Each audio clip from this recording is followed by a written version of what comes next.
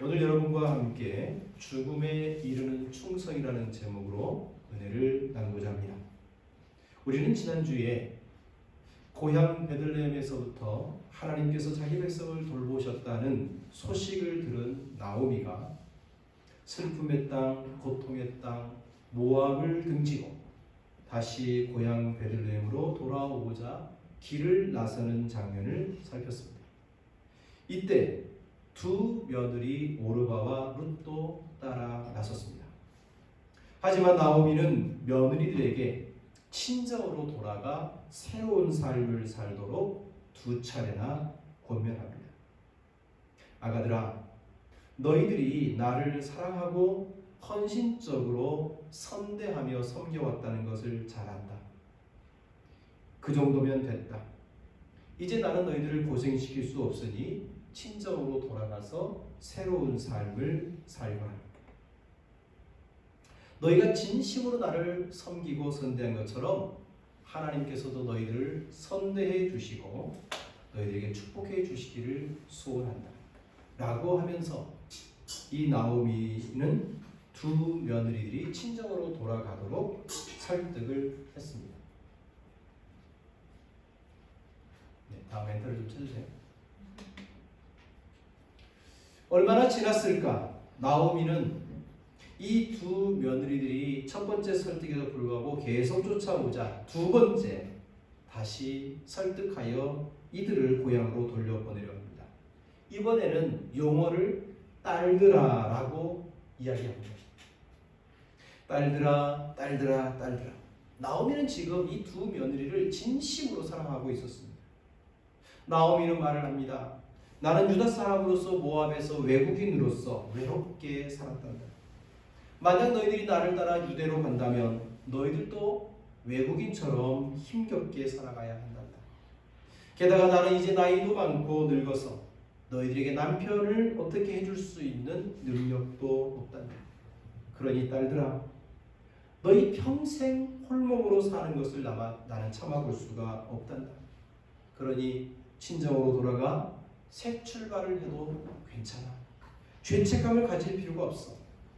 오히려 너희들이 나를 위하여 따라온다면 너희들이 평생 혼자 사는 것을 나는 지켜볼 수가 없단다. 그러니 친정으로 돌아가서 새 가정을 꾸리고 행복하게 사는 것이 내가 정말 바라는 거야. 나오미는 이 두 며느리를 친정 딸처럼 사랑했던 거죠. 그래서 이 두 며느리의 현실적인 행복한 삶을 살도록 하기 위해서 현실적인 대안을 그들에게 제시하여 고향으로 돌아가게 한 것입니다. 이 두 번째 권면을 들은 두 며느리 오르바와 룻이 같이 들었지만 이 둘의 선택은 각각 달랐습니다. 14절을 보면 그들이 소리를 높여 다시 울더니 오르바는 그의 시어머니에게 입을 맞추되 룻은 그를 붙쫓았더라. 오르바는 울면서 시어머니 나오미와 이별의 입맞춤을 나누고 고향 친정으로 돌아갔습니다. 하지만 룻은 오르바와 달랐습니다. 룻은 시어머니 나오미를 더욱 붙쫓았다라고 성경은 이야기합니다. 여러분, 이 붙쫓다라고 하는 단어가 히브리어로 다바크라는 단어입니다. 성경에서 다바크라는 단어의 용례를 살펴보면 인간관계 속에서 애정과 충성심을 가지고 누군가와 강하게 결속한다는 의미입니다. 가장 대표적인 용례가 창세기 2장 24절의 말씀입니다. 이러므로 남자가 부모를 떠나 그 아내와 연합하여 이게 바로 다바크입니다. 둘이 한 몸을 이룰지로다. 이처럼 다바크는 두 사람이 연합하는 것, 그래서 둘이 아니라 하나가 되는 강한 결속을 의미합니다. 굳이 부부 사이가 아니더라도 연인 사이나 친구의 우정이나 왕과 신하의 관계, 그리고 친족 사이에서 한 사람이 다른 사람에게 사랑과 충성과 헌신을 보일 때 붙쫓다, 다바크라는 단어를 사용합니다. 지금 룻은 부부처럼 시어머니 나오미를 향하여 충성과 헌신의 마음으로 하나가 되듯이 강하게 바짝 붙여쳐서 따르기 시작했습니다. 나오미의 두 번째의 권면에도 불구하고 룻이 모압으로 돌아갈 생각을 하지 않자 오늘 보면 15절에 보면 세 번째로 나오미가 룻에게 권면합니다. 룻을 사랑하고 룻의 행복을 위해 간청하는 나오미처럼 우리 15절 말씀을 함께 읽어보겠습니다. 나오미가 또 이르되 보라 내 동서는 그의 백성과 그의 신들에게로 돌아가라니 너도 너의 동서를 따라 돌아가라. 사랑하는 딸 룻, 너의 동서 오르바도 돌아갔단다. 너 동서가 다시 모압인으로 모압의 신들에게로 돌아간 것은 잘한 결정이야. 그러니 너도 오르바처럼 모압으로 돌아가도 괜찮아. 여기서 나오미는 자신을 붙쫓은 룻을 돌려보내기 위해서 두 가지 방법으로 설득을 하려고 합니다. 첫 번째는 또래 집단인 동서를 비교의 대상으로 삼는 것이고, 두 번째는 민족과 신을 끄집어 들여서 룻을 설득하려고 합니다. 여러분, 세상에서 가장 강력한 압력 중에 하나가 또래 집단입니다. 같은 처지, 같은 형편에 있는 또래 중 하나가 어떤 행동을 하게 되면 다른 아이들은 쉽게 그것을 모방하는 이유, 그것은 또래 집단 사이에 가져지는 압력 때문이죠. 몇 해 전 모든 우리 중학교, 고등학교 아이들이 검은색 패딩을 입고 다녔습니다. 교복도 아님에도 불구하고 전국의 학생 대부분이 검은색 패딩을 입는 것이 유행처럼 번졌습니다. 왜냐하면 그게 또래 집단의 압력이었습니다. 오르바는 룻과 또래 집단입니다. 둘 다 모압 여인이었고, 둘 다 과부였고, 둘 다 자식이 없는 형편이었습니다. 이런 또래 집단에서 오르바가 먼저 고향으로 돌아갔습니다. 그렇다면 룻도 돌아가는 것이 전혀 이상해 보이지 않습니다. 룻의 마음속에 어쩌면 오르바의 선택이 옳을지도 모르겠어 라고 생각하고 있었을 때 나오미가 너와 같은 처지의 동서도 돌아갔으니 너로 돌아가도 괜찮아 라는 말은 금세 룻의 마음을 흔들었을지도 모릅니다. 하지만 룻은 또래 집단의 압력 정도로 흔들릴 그런 여인이 아니었습니다. 그래서 나오미는 한 단계 더 깊고 본질적인 차원, 즉 민족적, 종교적 정체성의 뿌리를 언급합니다. 나오미는 오르바가 돌아간 것은 단순히 친정으로 돌아간 정도가 아니라 오늘 말씀 15절에 보면 그녀의 백성과 그녀의 신들에게도 돌아갔다는 점을 강조합니다. 이 말은 오르바가 돌아간 것은 모압인이라는 정체성과 모압의 신을 섬기는 종교적 정체성을 포기할 수 없었던 것 때문이라는 말이죠. 그렇습니다. 한 사람의 근본적인 삶의 근거는 민족의 정체성과 종교적 정체성에 있습니다. 만약 우리가 대한민국이 아니라 인도에서 태어났다면 우리는 대한민국에 충성할 것이 아니라 인도라는 나라에 애국을 할 것입니다. 인도의 종교인 힌두교, 그래서 소를 우상처럼 섬겨야 했을 것이고, 많은 사람들이 인도의 불교를 숭상하는데 불교의 불상들 앞에서 우리는 지금 넙죽넙죽 절하고 있었을지도 모릅니다. 이처럼 민족과 종교는 한 사람을 형성함에 있어서 그의 밑뿌리를, 그의 근본을 지배하는 매우 중요한 요소입니다. 그만큼 쉽게 버려지지 않는다는 말이죠.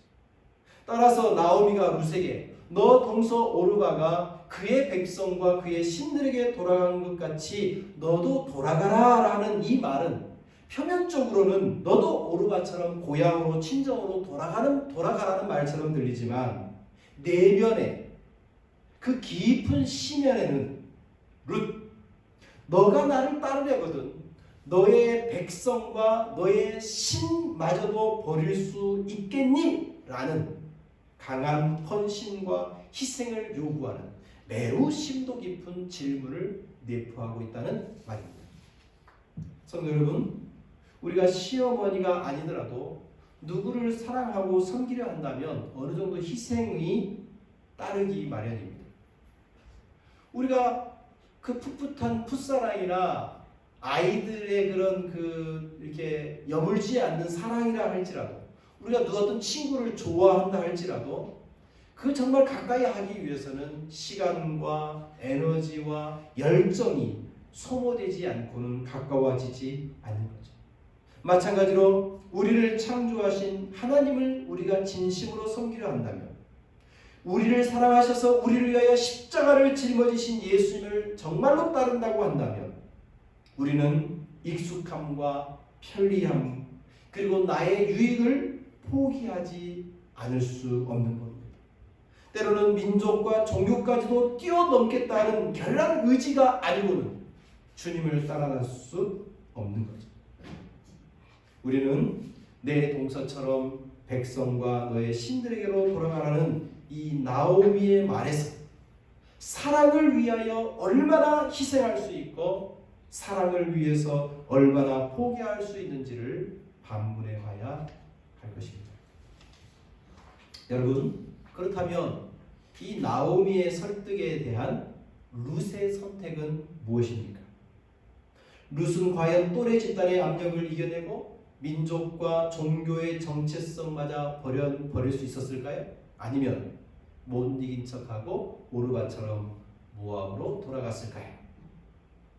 여러분, 16절과 17절은 룻의 첫 번째 대사입니다. 마치 연극이나 소설에서 주인공이 첫 번째 등장하여 말하는 중요한 대목입니다. 여러분, 이 연극이나 소설에서 이 주인공의 대사는 특별히 첫 번째 발언은 그 주인공의 캐릭터가 어떠한지를 보여주는 중요한 요소죠. 예를 들면 사사기에 등장하는 사사들 중에 가장 유명한 인물이 삼손입니다. 삼손 스토리에서 삼손의 첫 번째 발언이 사사기 14장 2절입니다. 내가 딥나에서 블레셋 사람의 딸들 중에서 한 여자를 보았사오니 이제 그를 맞이하여 내 아내로 삼게 하소서.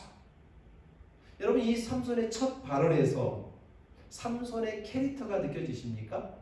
삼손은 앞으로 이방 여인의 뒤를 쫓아다니는 바람둥이와 같은 이미지를 이 첫 대사가 시사해주고 있는 겁니다. 그렇다면 룻이 처음으로 자신의 입을 열어 강하게 말하고 있는 룻기 1장 16절과 17절은 룻이 어떤 존재인지, 룻의 내면이 어떠한지, 그의 성품과 그의 성격과 그의 됨됨이를 보여주는 굉장히 중요한 대목인 거죠. 우리 룻의 성격이 어떤지를 생각하면서 한번 16절과 17절을 읽어보겠습니다. 룻이 이르되 내게 어머니를 떠나며 어머니를 따르지 말고 돌아가라 강권하지 마옵소서. 어머니께서 가시는 곳에 나도 가고 어머니께서 머무시는 곳에 나도 머물겠나이다. 어머니의 백성이 나의 백성이 되고 어머니의 하나님이 나의 하나님이 되시리니 어머니께서 죽으시는 곳에서 나도 죽어 거기 묻힐 것이라. 만일 내가 죽는 일 외에 어머니를 떠나면 여호와께서 내게 벌을 내리시고 더 내리시기를 원하나이다. 여러분, 이 구절은 구약에서 나오는 가장 아름다운 문장이라고 유대인들이 꼽고 있는 문장입니다. 이 롯의 고백을 정리하면 한마디로 죽음도 우리를 갈라놓지 못할 것입니다 라는 말이죠. 절대로 어머니를 홀로 두지 않을 것이며 어머니를 반드시 쫓아다닐 거라고 하는 이 강한 나오미의 결심이 이 고백 속에 담겨져 있습니다. 그렇다면 이 룻의 결단을 우리는 조금 더 살펴볼 필요가 있습니다. 이 룻의 고백은 동심 구조라는 정교한 문학적 기교를 사용하고 있습니다. 마치 조개로 비유하면 위아래 딱딱한 껍질이 있고 이 껍질 안에 부드러운 살이 있죠. 그리고 그 살 속에 살펴보니 진주가 있는 것과 같은 그런 구조로 이 룻의 대사가, 룻의 고백이 구성되어 있습니다. 여러분 자세히 보시면 내게 어머니를 떠나며 어머니를 따르지 말고 돌아가라 강권하지 마옵소서. 이건 아주 강한 룻의 결심이 들어가 있죠. 근데 이 가장 첫 번째 나오는 이 구절과 함께 가장 마지막 구절을 보면 내가 죽는 일 위에 어머니를 떠난다면 여호와께서 내게 벌을 내리시고 더 내리시기를 원합니다라고 하는 강한 결심이 위아래로 배치되어 있습니다. 그리고 그 안에 부드러운 살처럼 내용물이 채워져 있는데 어떤 내용입니까? 어머니 가는 곳에 나도 가고 어머니 머무는 곳에 나도 머물겠습니다. 어머니가 살아생전에 어디에 가든지 나는 어머니와 함께 할 것입니다 라고 하는 이 살아있는 동안의 충성을 맹세하는 모습이 있습니다. 그리고 그 반대편에 아래쪽에 보면 어머니께서 죽으시는 곳에 나도 죽어 거기 묻힐 것이라고 하는, 어찌 보면 충성인데 죽어서도 충성하겠다고 하는 맹세가 위아래로 포진되어 있습니다. 그리고 이들 충성 가운데 이렇게 충성하고 이렇게 결심하게 된 이유, 동기, 근본 원인이 되는 내용이 중심에 배치되어 있습니다. 그게 뭡니까? 어머니의 백성이 내 백성이고 어머니의 하나님이 내 하나님이라고 하는 여호와 신앙을 중심으로 한 그의 내면이 오늘 가운데 핵심에 배치되어 있습니다. 그러니까 룻이 홀로 된 시어머니를 섬기고 따르기로 결정하고, 그래서 예전에 모든 익숙함과 편안함과 보장된 행복을 버리고 뿌리 뽑기 어려운 민족적 정체성과 종교적 정체성도 포기할 수 있었던 이유는 바로 여호와 하나님 때문입니다 라고 하는 고백인 것이죠.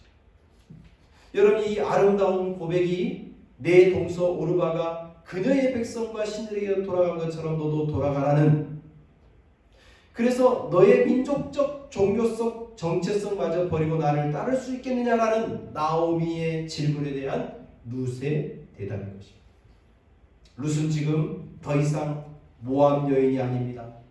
나는 이제 하나님의 백성으로 여호와 하나님을 나의 하나님으로 섬기며 살 것이라고 고백하고 있는 것이죠. 그러므로 이 룻의 고백은 단순히 시어머니를 지극정성으로 모시겠다는 효심의 차원을 넘어서 여호와 하나님을 섬기는 신앙 고백의 차원으로 승화되고 있는 것입니다. 그래서 유대인들은 바벨론 탈무드 샤바트에 이렇게 고백합니다. 아브라함은 하나님의 명령으로 떠났으나 룻은 자발적으로 떠났다. 룻의 충성스러운 신앙 고백은 오랫동안 유대인들에게 상상할 수 없는 충격과 도전의 근원이 되었다. 그리고 이방 여인이 하나님을 섬기기로 작정한 놀라운 신앙 고백의 절정판이다 라며 룻의 아름다운 신앙을 칭송했습니다. 여러분, 이 룻의 신앙을 아브라함과 견주고 있다는 거예요. 아브라함은 하나님의 명령을 받아서 떠났지만, 하나님의 명령을 받아 새로운 삶으로 출발했지만, 룻은 자발적으로 하나님 백성이 되겠다고 들어왔다는 거예요. 여러분, 이 룻의 아름다운 신앙 고백은 아름답기만 할 뿐 아니라 견고하고 단단합니다.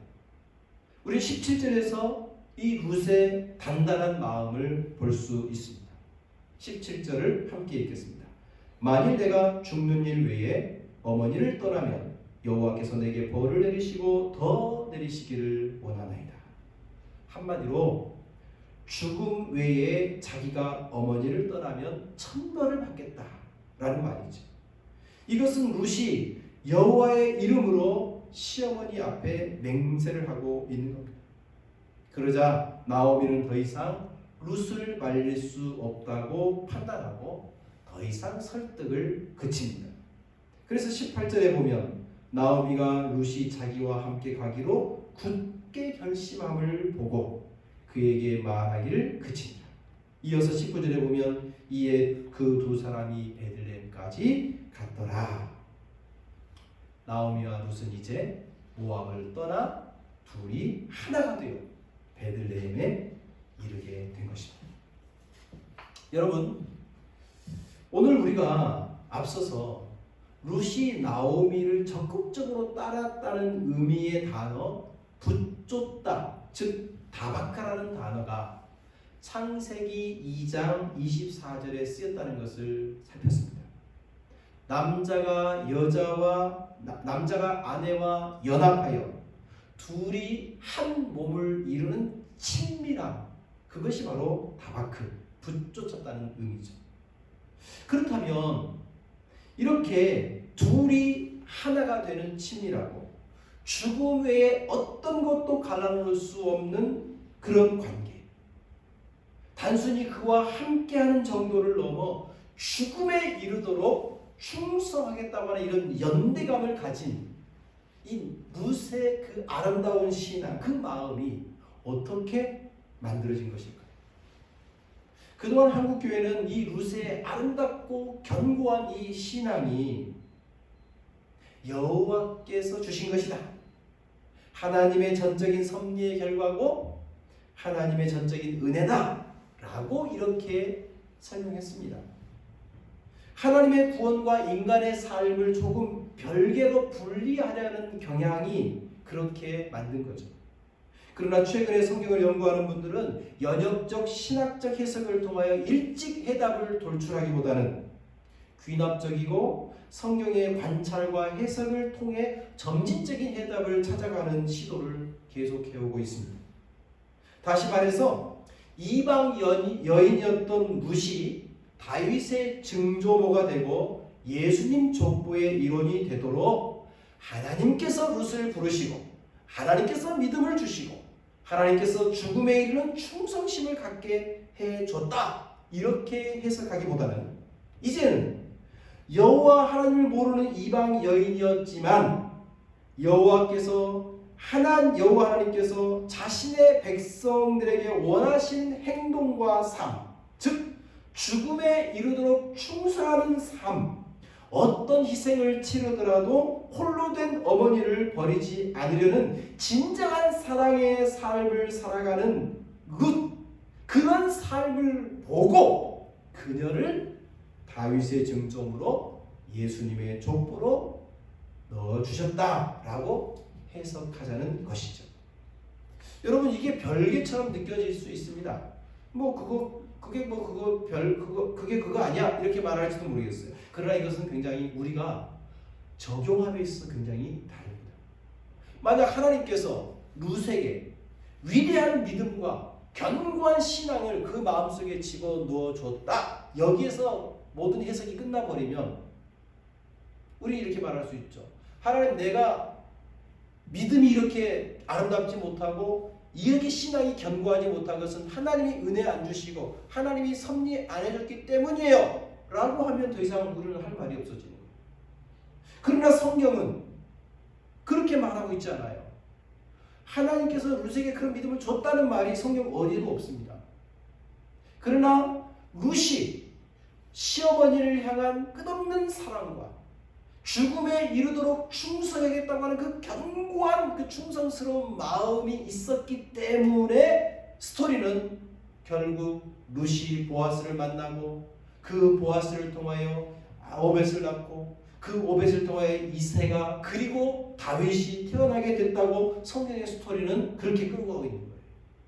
그러므로 하나님의 은혜로 룻이 아름답고 견고한 신앙을 가졌다라고 해석할 것이 아니라 룻이 충성된 삶, 헌신의 삶, 희생의 삶, 헤세드의 삶을 살았기에 하나님이 룻을 다윗의 증조모가 되게 하고 바로 바로 예수님의 족보에 오르는 아름다운 여인으로 만들어 주셨다라고 해석을 하는 것이 성경 스토리가 우리에게 주는 교훈이라는 거죠. 여러분, 왜 그렇다면 그 룻의 충성스러운 모습을 하나님이 기쁘게 보시고 그녀를 아름다운 이름으로 높여주신 걸까요? 그 이유는 간단합니다. 하나님이 당신의 백성들을 향하여 충성스러운 분이기 때문이에요. 바로 룻의 그 충성스러움은 하나님의 충성스러움과 너무나도 닮았기 때문이라는 겁니다. 하나님은 은혜를 잊어버리고 배은망덕한 이스라엘을 향하여 단 한 번도 약속을 어기지 않으셨습니다.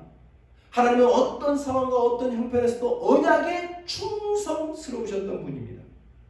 이스라엘이 하나님을 떠나 기근과 흉년에 빠져 허덕일 때에도 하나님은 약속대로 그들의 텅 빈 삶을 채워주시기 위하여 백성들을 긍휼히 여기시고 살펴보아 주셨습니다. 마침내 그리스도로 말미암아 영원히 배고프지도 않고 목마르지 않도록 그들의 영혼을 당신의 백성들에게 하나님의 영을 부어 주셨습니다. 그뿐만 아니라 십자가에 나타난 그리스도의 사랑은 우리를 위하여 죽음에 이르는 충성을 단적으로 보여주셨습니다. 그래서 로마서 8장 31절 32절에 보면 그런즉 이 일에 대하여 우리가 무슨 말 하리요? 만일 하나님이 우리를 위하시면 누가 우리를 대적하리요? 자기 아들을 아끼지 아니하시고 우리 모든 사람을 위하여 내주신 이가 어찌 그 아들과 함께 모든 것을 우리에게 주시지 아니하겠습니까? 하나님께서 믿는 자들을 위하여 예수 그리스도를 죽음에까지 내어주셨다면 그렇게 우리를 사랑하신 하나님이 지금 우리를 위하여 무엇을 공급해 주시지 않겠느냐? 무엇을 아깝게 여기겠느냐? 지금 우리를 위해서도 끝없는 충성을 다 해주겠다고 하는 약속인 겁니다. 그렇다면 우리가 이러한 하나님의 충성과 사랑을 우리가 먼저 경험했다면 우리도 하나님과 이웃을 향한 죽음에 이르는 충성과 사랑을 행하는 것이 더욱 마땅한 것이 아니겠습니까? 그래서 우리 예수님께서는 1만 달란트 빚진 자의 비유를 통해서 너희가 하나님의 사랑과 은혜를 경험했다면 동료를 위해서도 긍휼히 여기는 마음을 가져야 할 것이라고 비유로 말씀해 주셨습니다. 또한 선한 사마리아인의 비유를 통해서도 너희들이 먼저 하나님의 자비를 경험했다면 이웃에게도 자비를 베푸는 마음을 가져야 할 것이라고 사마리아인의 비유를 통해서 가르쳐 주셨습니다. 또한 자신을 따르는 제자들에게도 손에 쟁기를 잡고 뒤를 돌아보는 자는 하나님 나라에 합당하지 않다라고 하시며 주님의 제자들은 하나님 나라에 충성해야 한다는 것을 요구하고 계십니다. 성도 여러분, 그렇다면 여러분, 오늘 이 본 말씀 우리가 보면서 우리는 어떻습니까? 우리는 어쩌면 우리 처지가 참 딱해요. 하나님께 말하기를 하나님 저를 누구를 사랑하거나 누구를 도와주거나 누구를 돌봐줄 만한 힘과 능력이 없어요.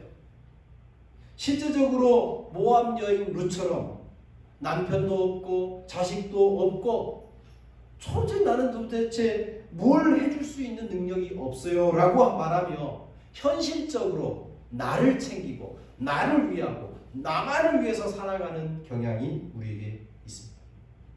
사람은 본질적으로 손해나는 것을 선택하지 않으려 합니다.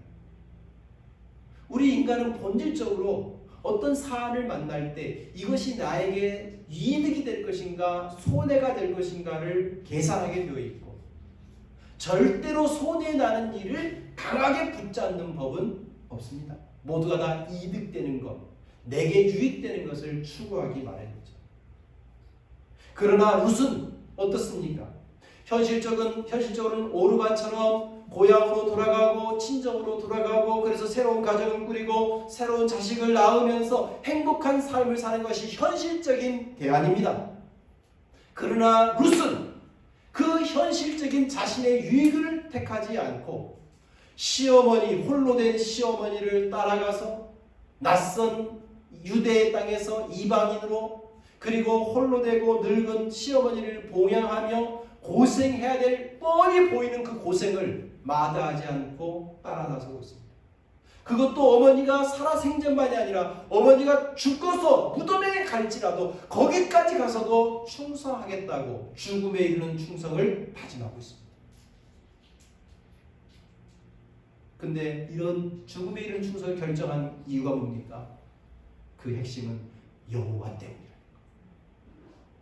여호와 때문에 내 기꺼이 손해를 보겠다는 거예요. 여호와 때문에 그것이 뻔한 고생길이지만 그 길을 따르겠다는 거예요. 여호와 때문에 나에게 유익이 없지만 그것을 선택하겠다는 거예요.